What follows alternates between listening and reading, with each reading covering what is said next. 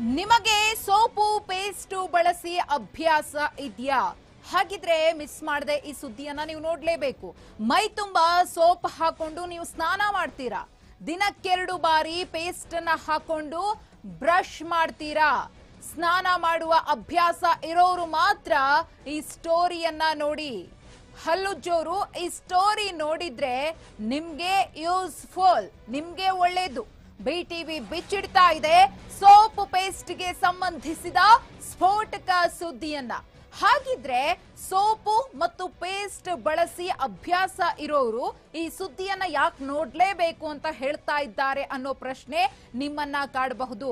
Soap ಮತ್ತು paste ಅನ್ನ regular ಆಗಿ ಯೂಸ್ ಮಾಡೋರು ಯಾಕೆ ಈ ಸುದ್ದಿಯನ್ನ ನೋಡ್ಬೇಕು? ಅದರಿಂದ ಏನ್ ಪರಿಣಾಮ, ಒಳಿತಾಗುತ್ತಾ ಕೆಟ್ಟದಾಗುತ್ತಾ? ಈ ಕುರಿತ ಮೆಗಾ ಮಾರ್ನಿಂಗ್ ಎಕ್ಸ್ಕ್ಲೂಸಿವ್ ಸ್ಟೋರಿ ನಿಮ್ಮ ಮುಂದೆ.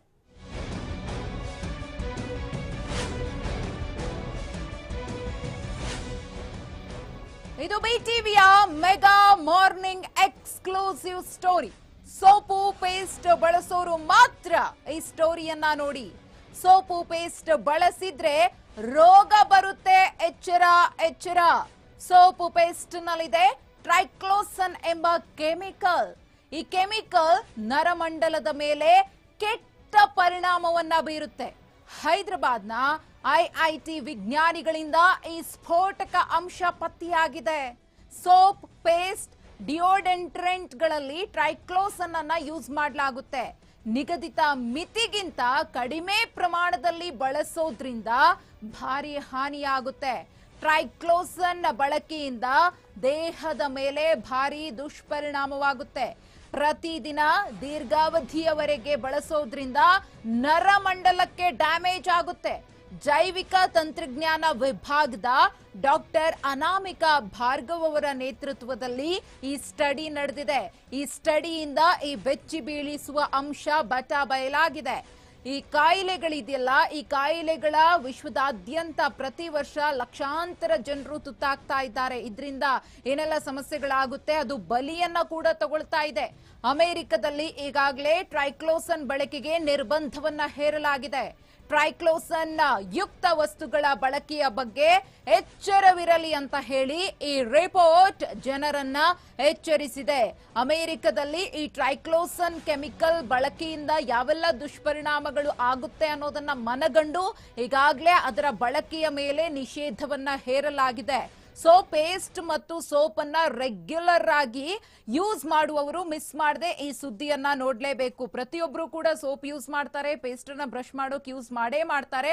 ಎಲ್ಲೋ ಬೆರಳೆಣಿಕೆಯ ಮಂದಿ ಮಾತ್ರ ಸೋಪ್ಗಳನ್ನ ಯೂಸ್ ಮಾಡದೇ ಇರೋರು ಇನ್ನೂ ಕೂಡ ನಮ್ಮ ನಡುವೆ ಇದ್ದಾರೆ. ಕಡಲೆ ಹಿಟ್ಟು ಅದು ಇದು ಯೂಸ್ ಮಾಡ್ತಾರೆ, ಅವರು ಸೋಪ್ ಅನ್ನ ಕೂಡ ಟಚ್ ಮಾಡೋದಿಲ್ಲ. ಬಟ್ ಇನ್ನು ಮುಂದಿನ ದಿನಗಳಲ್ಲಿ ಹೆಚ್ಚಿನ ಪ್ರಮಾಣದಲ್ಲಿ ಸೋಪ್ ಮತ್ತು ಪೇಸ್ಟ್ ಅನ್ನ ಯೂಸ್ ಮಾಡೋಕು ಮುನ್ನ ಬಿ ಕೇರ್ಫುಲ್.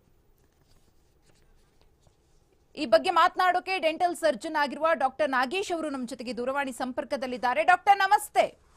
ನಮಸ್ತೆ ಅಮ್ಮ, ಶುಭೋದಯ. ಶುಭೋದಯ. ಈವರೆಗೂ ಕೂಡ ಈ ವಿಚಾರ ನಮಗೆ ಗೊತ್ತಿರಲಿಲ್ಲ, ನಿಜಕ್ಕೂ ಕೂಡ ಆತಂಕಕಾರಿ. ಟ್ರೈಕ್ಲೋಸನ್ ಕೆಮಿಕಲ್ ಬಗ್ಗೆ ನಾವು ಕೇಳ್ಪಟ್ಟಿದ್ವಿ, ಬಟ್ ಇಷ್ಟು ದೊಡ್ಡ ಮಟ್ಟದಲ್ಲಿ ಎಫೆಕ್ಟ್ ಮಾಡುತ್ತೆ, ಪೇಸ್ಟ್ ಮತ್ತು ಅದಕ್ಕೆ ಸೋಪ್ಗೆ ಯಾವ ರೀತಿಯ ತಾಳೆ ಇದೆ ಅನ್ನೋದ್ರ ಬಗ್ಗೆಯೂ ಕೂಡ ಅಧ್ಯಯನ ಬೆಚ್ಚಿ ಬೀಳಿಸುವ ರಿಪೋರ್ಟ್ ಅನ್ನ ಕೊಟ್ಟಿದೆ. ಏನ್ ಹೇಳ್ತೀರಿ? ಇದು ಆಕ್ಚುಲಿ ಒಂದು 15-20 ವರ್ಷದಿಂದನೇ ಇದೆಲ್ಲ ಕೆಲವು ವಿಜ್ಞಾನಿಗಳೆಲ್ಲ ಇದರ ಬಗ್ಗೆ ಮಾತಾಡಿದ್ರಮ್ಮ. ಸೊ ಆವಾಗ್ಲೇನೆ ಟ್ರೈಕ್ಲೋಸನ್ ಆಕ್ಚುಲಿ ಈಗ ಪರ್ಮಿಟ್ ಮಾಡಿರೋ ಒಂದು ಇದಿದೆಯಲ್ಲ ಲಿಮಿಟ್, ಅದಕ್ಕಿನ್ನೂ 500 ಪಟ್ಟು ಕಮ್ಮಿ ಯೂಸ್ ಮಾಡಿದ್ರು ತೊಂದರೆ ಆಗೋ ಸಾಧ್ಯತೆ ಜಾಸ್ತಿ ಇದೆ ಅಂತ ಆಲ್ಮೋಸ್ಟ್ 15 ವರ್ಷದಿಂದನೇ ಎಲ್ಲ ಹೇಳಿದ್ರು. ನಿಮಗೆ ಬಹುಶಃ ಗೊತ್ತಿಲ್ಲ ಅನ್ಸುತ್ತೆ, US ಅಲ್ಲಿ ಅಲ್ಲೆಲ್ಲ ಅದ್ರ ಮೇಲೆ ಕರ್ಬ್ ಅಂದ್ರೆ ಒಂದು ನಿರ್ಬಂಧ ತರ ಮಾಡಿದ್ದಾರೆ. ಸೊ ಇದು ಈಗಲ್ಲ, ಆಲ್ಮೋಸ್ಟ್ 15 ವರ್ಷದಿಂದನೇ 15-17 ವರ್ಷನೇ ಆಗಿತ್ತು ಅನ್ಸುತ್ತೆ ನನಗೆ ಜ್ಞಾಪಕ ಇದ್ದಂಗೆ. ಸೊ ಆಗ್ಲೇನೆ ಇದನ್ನ ವಿಜ್ಞಾನಿಗಳೆಲ್ಲ ಹೇಳಿದ್ರು, ಇದನ್ನ ಉಪಯೋಗಿಸೋ ಪೇಸ್ಟ್ ಅಲ್ಲಿ ಇರೋದ್ರಿಂದ ನಿಮ್ಗೆ ಸಾಕಷ್ಟು ತೊಂದರೆಗಳಾಗೋ ಸಾಧ್ಯತೆ ಇದೆ ಅಂತ. Yes doctor, thank you doctor, thank you so much BTV news ಜೊತೆ ಮಾತನಾಡಿದಕ್ಕೆ.